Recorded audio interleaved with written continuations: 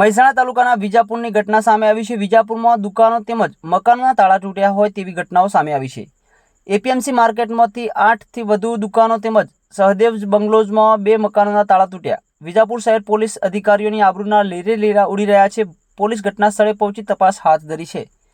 ચોરીના સતત વધતા બનાવોથી પોલીસ તંત્રની કામગીરી પર અનેક સવાલો ઉઠી રહ્યા છે। વધુ સમાચારો અને અપડેટ્સ માટે જોતા રહો online TV news. Suresh Thakor અને ફારૂક મેમણ સાથે યુટ્યુબમાં સબસ્ક્રાઇબ કરો, ફેસબુકમાં ફોલો કરો અને ઇન્સ્ટાગ્રામમાં ફોલો કરવાનું ભૂલશો નહીં।